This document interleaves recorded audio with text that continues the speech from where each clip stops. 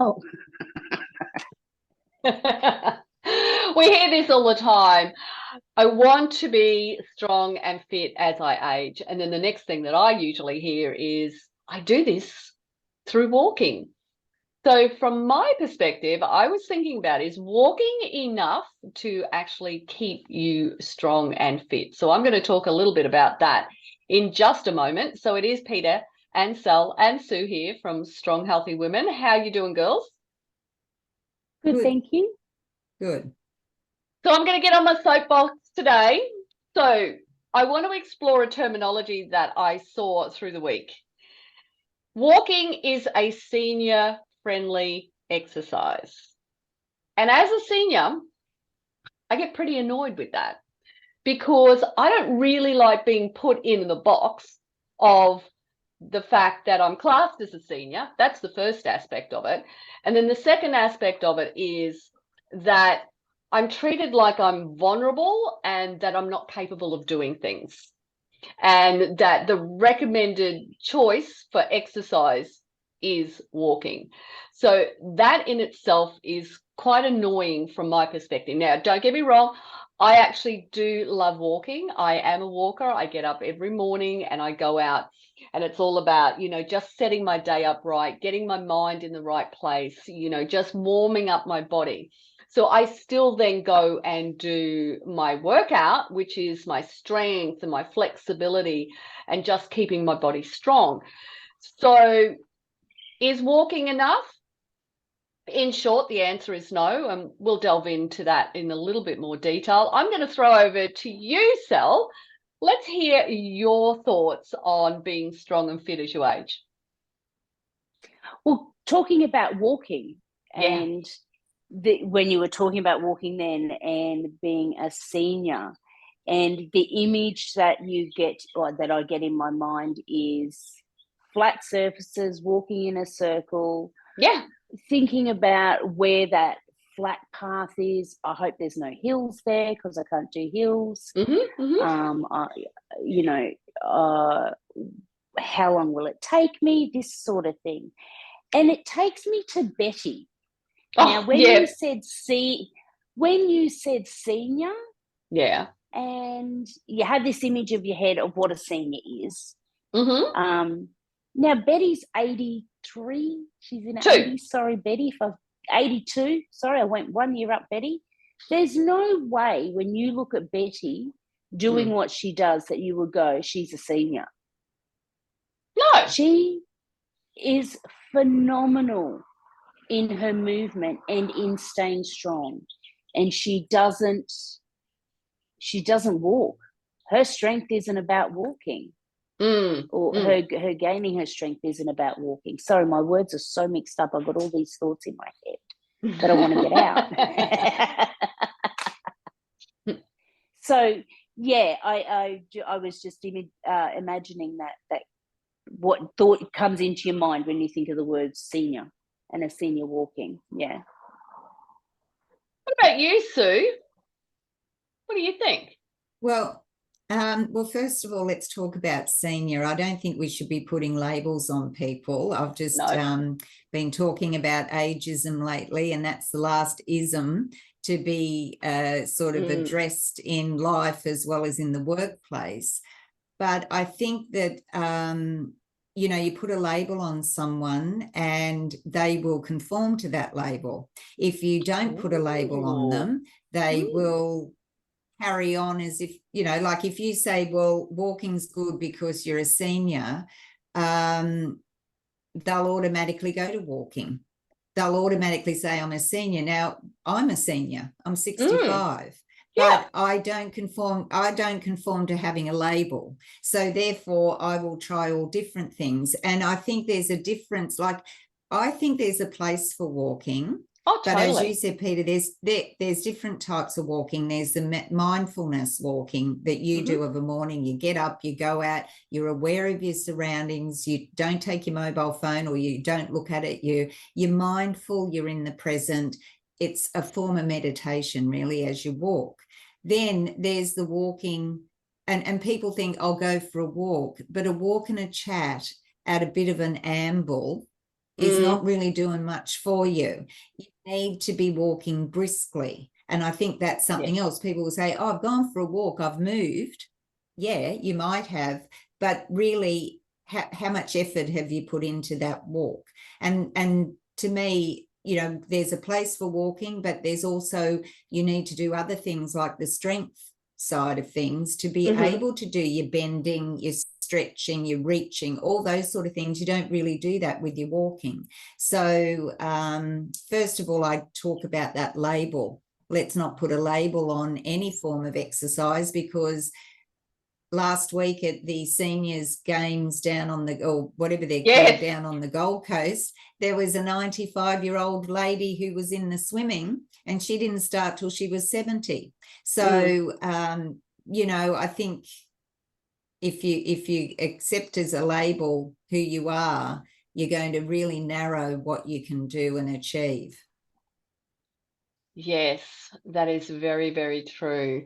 And I think too, sorry, I just wanted to add to that, Sue. I think too, like here in Australia, once you hit 50, you know, you can get seniors insurance and you can get seniors this and seniors that. But you're only you're 50 years old, you know. Sue, you're 65, but there's no way that anyone would look at you when you're running a marathon and go, oh, okay, she's a senior. You know, do you know what I mean? You know, it's just, it's mind-blowing. Same with you, Peter. You know, when you're doing your strength training, you know, if anyone saw you doing your strength training, well, no, her body isn't a senior. It's just the age. It is. And I think that's really what's important here, is that our mind controls so much of what we do and how we perceive things. And what we can do is that we all have the ability to branch out and to do other things. So as I said, I love walking, but I always make sure that I get my heart rate up. So Sue made this really good point about heart rate, because one of the things that is really, really important as far as aging and staying fit is our cardiorespiratory system, so our heart and our lung capacity. So it is very, very important for us to make sure that that heart rate gets up to, you know, those good zones that we need to be in, as far as making sure that they're working as well as they possibly can. So one of the things that can happen to us is we can start to slow down. And it's one thing that I had noticed. And I think this is really important as well too, because it comes down to the mind. It's like, really pay attention to what's going on for yourself, because when you notice it, you can quickly go, oh, hang on a minute, I'm starting to slow down. I need to ramp this up. And so you set yourself a little target and go, okay, I need to get my heart rate up that little bit more, so that I am working my heart and my lungs so that I can stay fitter. So I think that's the first aspect of it. Know your heart rate and know what your zone is. And the quickest way to do that from a calculation perspective is to just go 220 minus your age. Okay, so that's going to give you your max heart rate zone. And so once you've got that max heart rate zone, then you can go, okay, so what do I need to do to get myself into a moderate intensity rate, and what do I need to do to get myself into a high intensity rate? So if you don't have any health issues, then you know you want to be looking for around that 75-85% of that heart rate. And you know, if you're got some health issues, then get down into that moderate zone. So get that heart rate up, and you know, look to be around that 65 to 75 mark. And that's a really, really good starting point as far as getting your fitness to the level that you want it to be at, and to then improve it as we're aging. Let's talk about strength then. And before I do that, I want to talk about, look, most of us, as we're aging, we're going to experience some form of aches and pains. You know, it's very rare that we discover somebody who isn't feeling something happening within their body. So that's just a normal thing. But what can happen is that we can use those aches and pains that we're experiencing as a roadblock, as a deterrent for not actually doing something more. So it could be, you know, my knees are sore or my shoulders are sore, but there are always ways to improve those aches and pains that you've got. And I think that when it comes down to being strong and fit, there are 3 elements. Those elements are stability and mobility. That's number 1. Number 2 is your strength, and number 3 is your power. So if we talk about aches and pains, if we simply just start with the foundational move of focusing on stability and mobility. So what do I mean by that? I mean having a body that doesn't get the wobbles up when we're trying to move, to actually have good posture and to be able to stand really, really well. And I also mean to be able to move freely and easily. So one of the things that can happen is that mobility declines. And I'm not talking about, you know, that old stuff and thinking about it from a wheelie walker perspective. I'm simply talking about that our joints and our muscles are strong and supporting one another, and that they function as well as they can do. So if you take walking as an example, one of the things that happens is we can start to not lift our feet as high. So we start to get the shuffles up, and so you alluded to this because you were talking about going on flat surfaces because it's easier. So one of the things that we should probably look at is getting out onto grass and moving, you know, and having to lift our feet up that little bit more so that we keep that part of our body walking. It means then I am focusing on stability, I am focusing on mobility. So if we start with those basics, then what it means is we can then build into those other areas. And if we skip ahead and go straight to, for example, power, then what's going to happen is if I don't have a stable body or my body isn't moving as it should do, then I put myself at risk of injury. And so then what's going to happen is I'm going to give it up. And so therefore, I'm not going to be able to stay as strong and as fit as I want to. And it means eventually that I could potentially end up, you know, having to look at 4 walls in my house. And I don't want to do that. Mm. Mm. And being on that wheelie walker. Oh, absolutely. Absolutely. Sue, any thoughts on any of that? I've just gone blank. I did have a thought on what you were saying there. I was actually thinking that, you know, you do need the stability and mobility is so important, and that's, you know, comes back to posture as well, and your balance and making sure that, you know, you do your balance exercises so that you know, don't trip over your feet and so forth.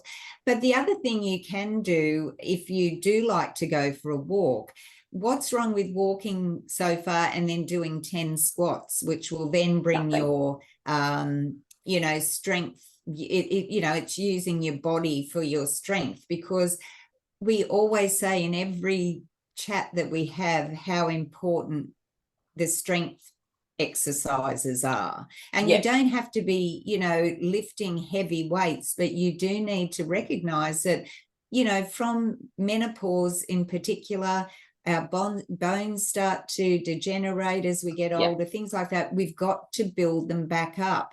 And if you don't have that strength, you're not going to be able to go for a walk. You're not going to be able to travel and go sightseeing and everything else because your body isn't strong enough. And that's why, you know, recently I just went on a holiday and I wanted to go for a walk up to see this lookout. And it was uneven paths. It was, you know, lots of stairs. It was everything. And I thought, you know, and then when I got to the top, it was so beautiful, the scene at the top, that I thought, I'm so grateful that I'm as strong as I am to be able to get to the top to see this beautiful bay that was there. It was just spectacular. And so if we don't think about staying strong and fit, we're going to miss out on so many things in life because we just, you know, our body just won't accommodate us. It's a really good point, Sue. One of the things that I had the opportunity to hike some unusual places in Tasmania, and I felt like there was one point there where we came down through a creek and then we came up and it was all covered by trees. And as we walked through, I could just see dinosaurs, you know, in my head roaming free in this area that we came into. And one of the things that the guide was saying to us at the time was that they were trying to put paths and walkways in so that more people can take advantage of seeing these beautiful views and everything. And I just thought, well, I know that that's wonderful to do, but by putting those in, you know, you are impacting the environment. And what you're also doing is really not encouraging us to stay strong so that we can go and see those places.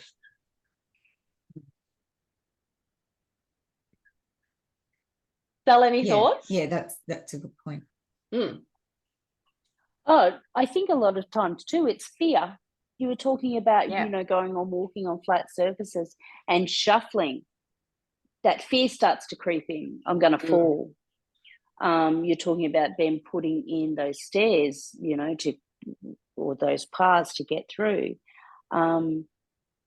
because people are scared to walk it without paths, you know. And I think strength training, people fear strength training because they have this image again in their head of Arnold Schwarzenegger, and that's what strength training is. And that's not what strength training is for us. You know, we look at our foundations, our fitness foundations that we do, you know, sitting in a chair and standing back up, and sitting in a chair and standing back up. That's your foundation of strength training. You know, so it's not a barbell across your shoulders with 200 kilos either side trying to squat. It's just your simple sit to stand. You know, Sue was talking about strength training in your walk and doing, you know, 10 squats, 10 push-ups or whatever. A few years ago, Peter and I were up at our local park, and they've got benches every so often. So you're able to do your tricep dips on there. You're able to do your sit to stands on there. And these are your fitness foundations. This is the strength training that we talk about. It's not strength training as you see what Arnold Schwarzenegger looks at. And sometimes that's the fear I think people, you know, over 50 have. You know, they're getting told all the time, you've got to do strength training, but the image in their head isn't what we actually do. I will say, sorry, Sue, I will say at that point, Arnie, shout out to you. We do love you. So yes, but because we're women, we really don't want to look like you either. So okay, Sue, off you go there. Oh no, it's just going to the point of fear. And as I said before, you know, you accept the label as a senior or whatever, or I can't do that. So you're limiting yourself. You've got these limiting beliefs that you can't do it. And I'll share what happened to me last week, and don't do this at home. But I was playing soccer with my grandson. Well, he, and in the yard, and he kicked the ball and it went over onto the garage roof. Now, normally we'd call his dad, but he wasn't around. Mm-hmm. And I thought, that could stay there forever, till we can get it down. But I actually thought, no, I can do this if I am careful. So I climbed, I got him to get me something to pull the ball off with, and I climbed up onto the fence, and I was very, very careful, did it slowly, but I was so proud of myself because I thought my legs are strong enough to get up on this fence. My arms and upper body are strong enough to hold on while I was trying to hit that ball off the roof. And yes. my grandson thought I was Superwoman because I was doing that. Now, okay, you had to be careful. I wasn't being, I wasn't. I was taking my time. If I thought I was going to fall, I definitely wouldn't have done it. But I didn't limit myself. I said, okay, give it a go. If you can do it, that's great. And I did take all precautions. But I think that, that fear holds us back. And I think the more you do something, the more you're not going to be afraid, because you're going to overcome that and have your confidence will build up. And again, it comes back to anything in life. If you've got that confidence to do things, you're not going to miss out on things in life, rather than saying, oh, I can't do that. I love what you said, because what happened in my memory bank, it was going do, do, do, do, do, do, and I was casting my mind back to a question that I had of the ladies one session that we finished, and I said, tell me what it is that you can do that that other women that are your age can't do. And it was Kerry who popped up, because Kerry does family daycare. So, and she's in her 50s. And so she has balls on the roof all the time. And she does exactly what you did, Sue. She jumps up on their fence and then she gets the balls down from up on the roof. So, and she doesn't have that fear. It's just that she is, as you are strength training, so you are confident in your body's ability, even though there's that little bit of hesitation that it is going to be different and that you need to take care. In yourself that you do have that ability to do it, which is really, really important. The other thing before we wrap up today is I want to go back to the walking, because if we think about that basic move of moving our legs, if you think about a lunge as an example, isn't that lunge that same movement that we're doing? So one of the things that can happen is if we're not keeping our legs strong by doing something like a foundational move of lunging, then what happens is our steps, the gait that we have, starts to reduce. It gets smaller. So we're not only lifting our feet less and we're taking smaller steps as well too. And so all of that means is that we're not staying as strong and as fit as we possibly can. So there really are some important elements to understand that our strength in our body starts to decline really, really early on. So in our 30s. And so if we're not strength training, then what is happening is that strength is getting less and less with each year that we are here. What also happens is our flexibility, so our ability to get up and down, is also declining from puberty. So that's even earlier.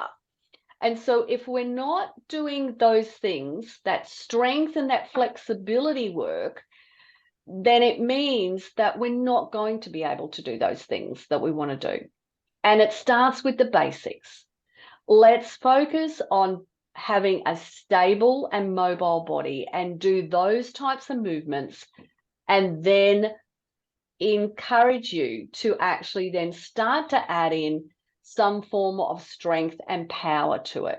So getting that heart rate up, adding those weights in, and becoming those strong women that you want to be. Final thoughts, girls?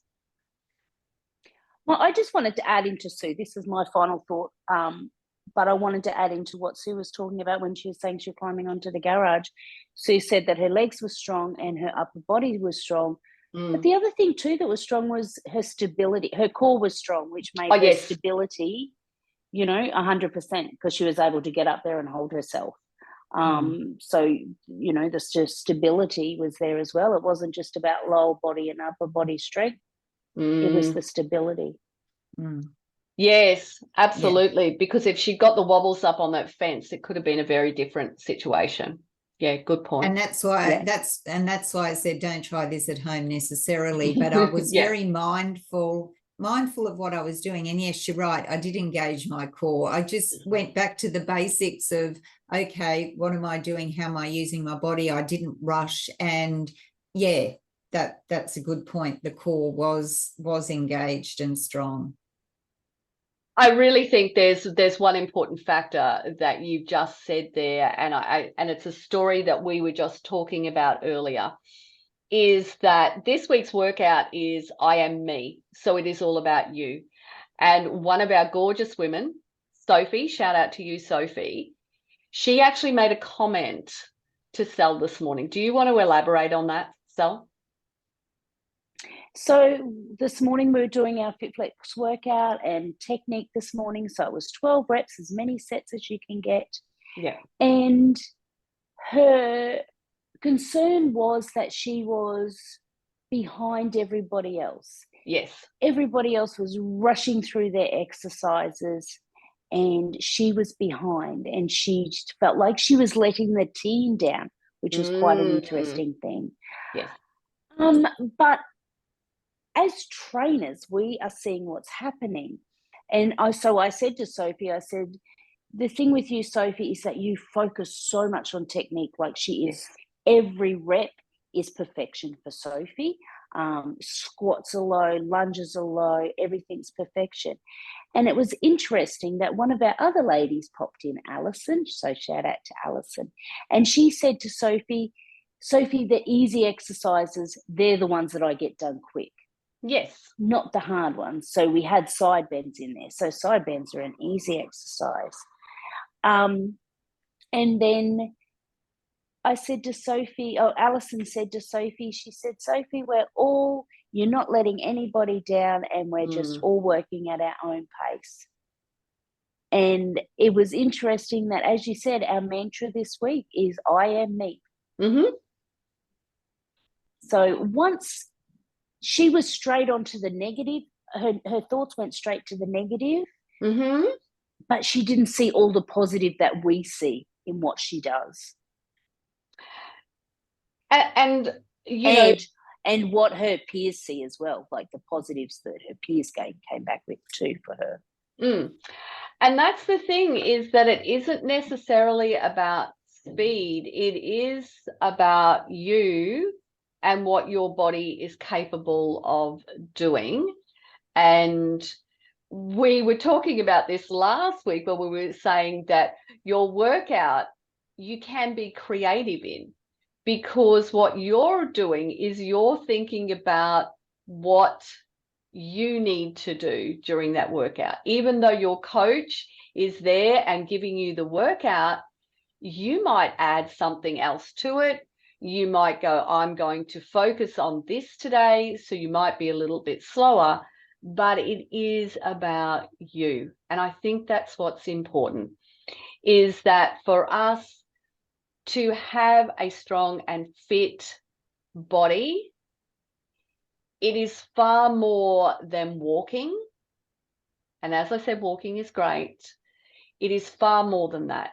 It is our body's ability to do those functional moves, those everyday life activities, and to really, really hone in on listening to our body and knowing what it is telling us. what it is saying, whether there are aches and pains, whether there are things that we're noticing that we can't do now. Could be not doing up shoes as well as we could do. It might be, you know, getting up and down off the ground with grandkids and the likes. If we notice those things, then we know that we are losing our strength, and that what we need to do is we need to start adding in that component, which is strength and flexibility. So if you want to do that, all you need to do is yell out to us, give us we have a free coaching call. So all you have to do is click on the link, and we are happy to chat with you and give you some hints and tips about how to get started.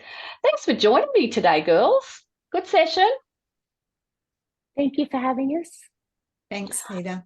All right, ladies, we shall see you all very soon. Bye, everybody. Bye. Bye.